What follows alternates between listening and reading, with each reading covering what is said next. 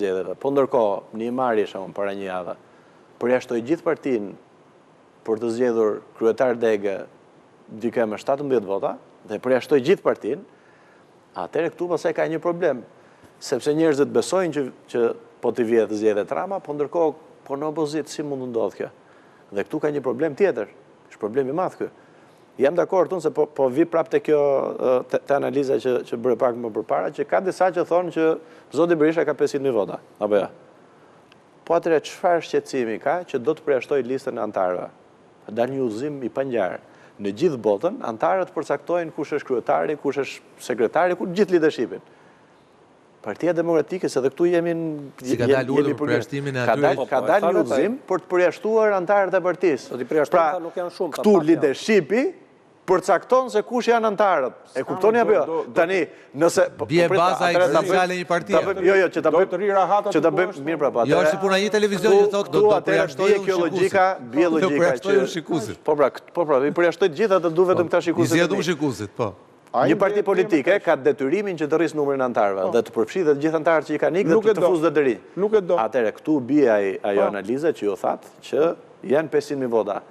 Nëse dikush, edhe zoti Berisha në këtë rast, ndihet i sigurt tek mbështetja që ka, se edhe unë besoj, duke qenë se ka, po themi është një prej simboleve në Partinë Demokratike, se ka 35 vite, duhet të hap listën e antarësisë, jo vetëm tek antarët, por edhe të simpatizantë partisë. Dhe nëse ka dikush që e sfidon, thotë hajde se unë po ta tregoj me votë. E kam thënë dhe këtu më përpara edhe në këtë studio me ju, që nëse ka një mënyrë se si sfidohet zoti Berisha dhe duan që t'i zënë vendin apo disa që thonë të largohet, është vota, nëse nuk ikën vetë apo jo. Ta presin atje tani këtu nëse kemi këtë logjikë. Votën e quan farsë ta kesh parasysh. Nëse themi tek po atëherë nuk e bëjmë Partinë Demokratike fituese pra. Unë kam qëllim si ta bëjmë Partinë Demokratike fituese, po nga ana tjetër, ai nuk do ta bëjë Partia Demokratike. Do humse të jeti bashkë. Forca që të rreqë opozitën.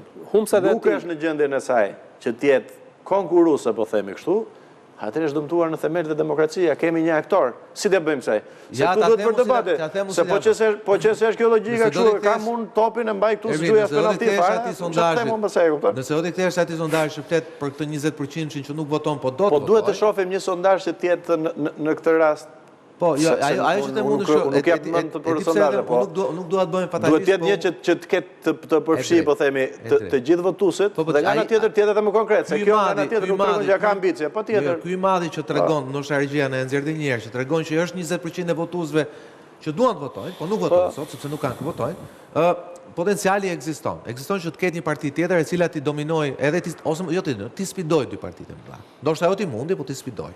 Dhe problemi është këtu nuk duhet të bëjmë fatalist, por ky është realizëm ky që po ju them unë që nuk ka një person i cili e ka sfiduar dot zotin Berisha brenda partisë. Nuk e sfidoi dot as Basha, megjithëse patit amerikanët provedhes, pra le ta themi kështu. Ju të dy e kujtoni shumë mirë 8 janarin tani. Jo, 8 janar ka i mundën, po pastaj Gazbardi shkoi dorëzoi çezët e partisë. Aty u them diçka për këtë se e kam dëgjuar. Shiko, ka një element. Jo ideja çfarë do bësh më pas. Zoti Basha për të bërë pak një diferencë.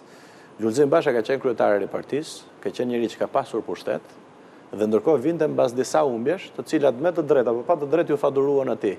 Dhe pakënaqësia ndaj tij ishte masive. Sot jemi në kushtet ku zoti Berisha ka humbë zgjedhjet. Pra nuk është në kushtet e sfidantit. Dhe po të rikthehemi pak rezultatet të zgjedhjeve 2021-shit, nominal me emra, tregohet që po, e vërtet. Tregon se gjëra. Jo, patjetër. Ska lidhje fare. Nuk ka ai rezultati më i miri po dos nuk ka arrin dot kurrë. Nuk kam pasur absolutisht. Nuk kam pasur ndonjëherë asnjëherë pushtet. 40%. Nuk kam pasur ndonjëherë pushtet, asnjëherë. Apo jo, kam qenë jam bashkuar me Partinë Demokratike në opozit. Po mbledh se nuk po i mbledh unë, po mblidhemi, po themi, me njerëz më shumë se sa kryetari i partisë, se kjo është e dukshme apo jo. Ose kemi fuqi më të madhe organizative, ose kemi më shumë njerëz. Në të dy rastet kjo tregon diçka. Patjetër, vetëm ka një gjë. Ti thua vetë. Në politikë e mbylla që ti vendosur, se në politikë nëse nuk bën përpjekje gjithkohon për të përmirësuar, atëherë kthehemi në të kundërt, po rrim në këtë fatalitetin që ka sot Partia Demokratike në verb. E di çka gabimi është apo jo? Një pjesë e madhe unë jam i bindur atyre që nuk dalin të votojnë, është për shkak se leadershipi i Partisë Demokratike thotë Edi Rama nuk mundet me votë për 4 vite më radhë. Keni dëgjuar edhe tani. Pasiva. Po, dhe pastaj në fund të 4 viteve 2 muajt e fushatës, thuhet që do ta mundim Ramën, po pasi I ke ngulit në perceptimin e opinionit publik, që ky zotëria nuk mundet me vot, po pse do dalë tjetër nga shpia se thuhet diçka tjetër më rënd. Që duhet të them kjo që unë e besoj. Me Ramën kryeministër nuk fitohen zgjedhjet dhe futen zgjedhje me Ramën kryeministër. Mirë, bindem ka një gjë.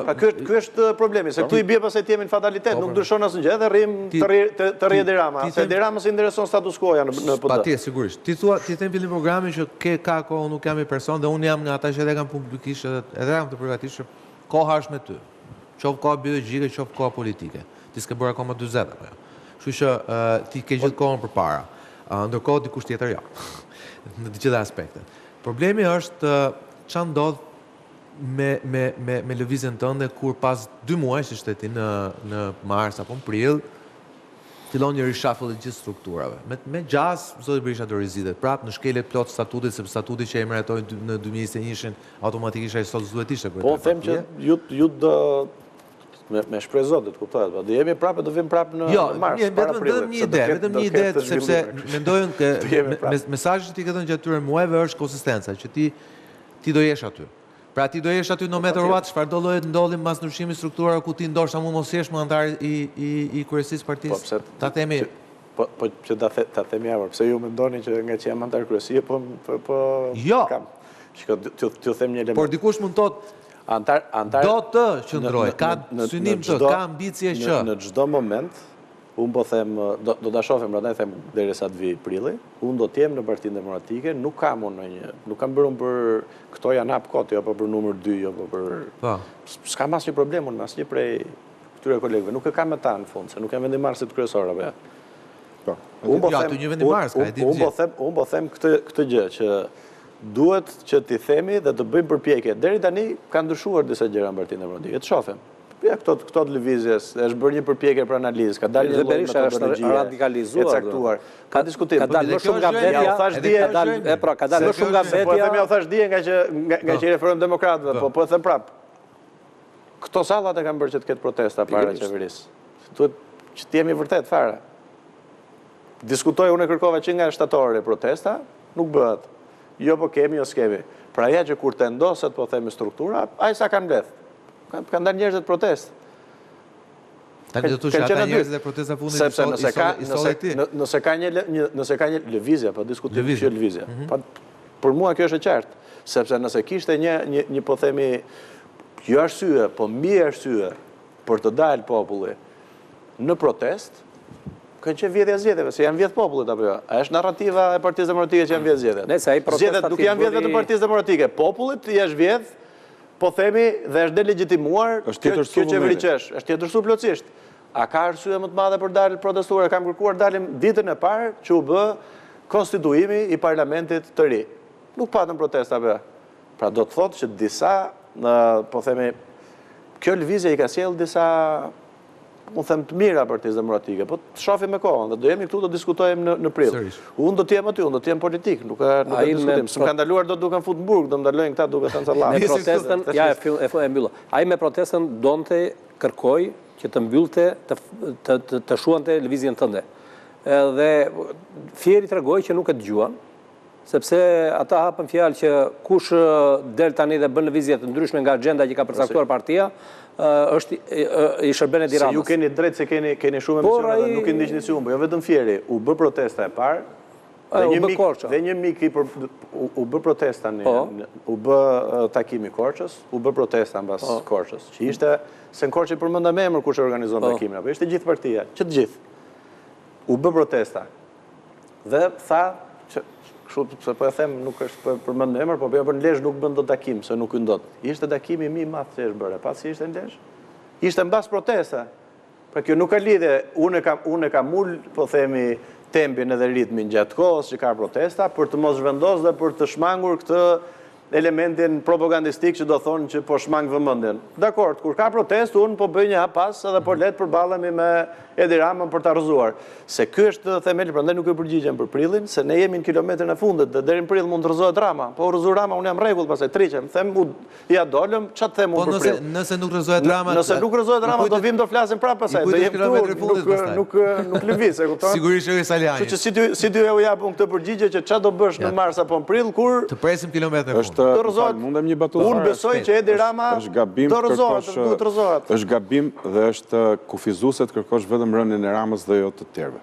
Megjithatë, unë qëllim kryesor kam të largoj me Edi Ramën. Kam përshtypjen që brenda asaj duhet të bërë gjithçka që është e duhur. Brenda batutës kilometrit fundit nuk besoj që se Saliani e kishte vetëm për Edi Ramën.